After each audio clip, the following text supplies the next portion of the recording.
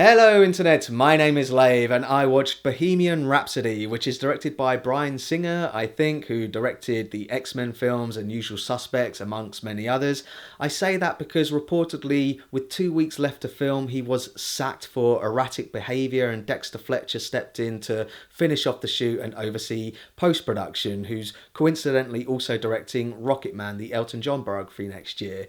But I'm pretty sure that the lawsuits that Bryan Singer has got going against him at the moment has probably had something to do with that, but we're not going to talk about that. We're here to talk about the movie, which is about the formation of the British rock band Queen and of course their frontman Freddie Mercury and their rise to fame in the 70s and 80s, building up to their performance at the charity event Live Aid in 1985. So this one has been in the works for a while. At one point Sacha Baron Cohen was attached to play the man himself, and I'm not going to lie, I really would have liked to have seen that, but for whatever reason he didn't get the part, maybe because they thought he couldn't handle the dramatic chops.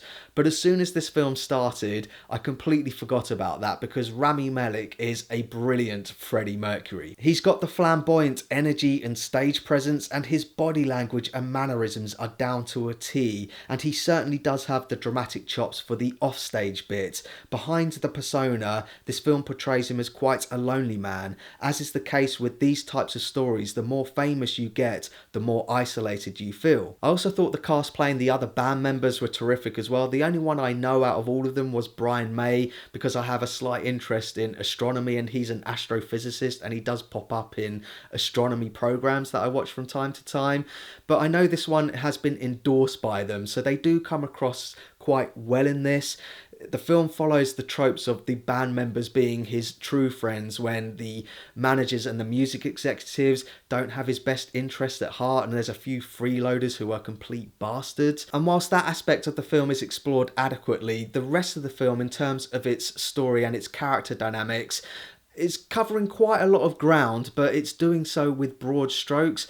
I can't say that it doesn't explore the fact that Freddie Mercury was gay and had HIV, but I wish it dug a little deeper at times, which is a shame and kind of ironic when the film makes a point that the band were risk takers and very experimental, when the film feels quite the opposite to that. It feels very safe and very conventional. But I'd be lying if I said it wasn't entertaining as we join them on their ride to fame, and it's also got a sense of fun too. I never thought I'd see a hen say Galileo, and I actually quite enjoyed Mike Myers' little cameo as a record producer who claims kids will never rock out to Queen whilst driving their cars. Ha ha ha ha ha, wink wink. But what I really like about these types of movies, and I think this one does it well, is the exploration of the creation process of the music. The film also makes a point that they all had their own songs which they were working on. For example, Bohemian Rhapsody was very much Freddie Mercury's song, but We Will Rock You was very much Brian May's song. And I love seeing the songs starting out as an idea or a simple concept and slowly being pieced together into the anthems we all know and love. I'm not sure what the budget was on this film, but I do think they've been quite smart with the way they've constructed it and the way they've spent their money. True, early on in the film it does feel a bit wiggy and there are some green screeny moments, but early on in the film, when you first join them on their tours of America, for example, it doesn't really show you the scope of the audiences that they're playing to. Instead it just shows like little recreations like their Top of the Pops debut, for example, but it just suggests at the scope of the audiences that they're playing to with little graphics like this Superman style text that flies past explaining where they're playing at, but you don't really see the scope of the audiences.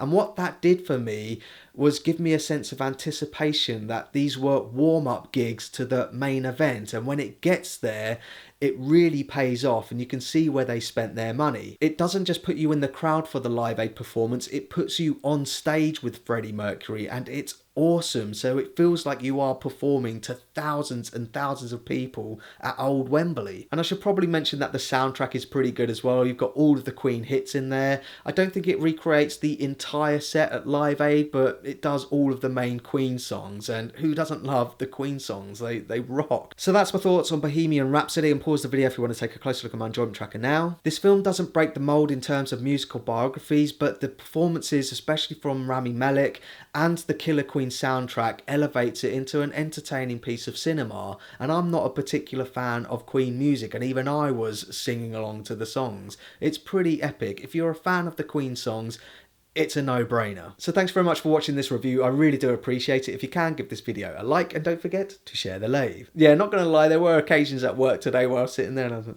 ding, ding, ding, ding, ding, ding, ding, ding, I see a little silhouette of a man.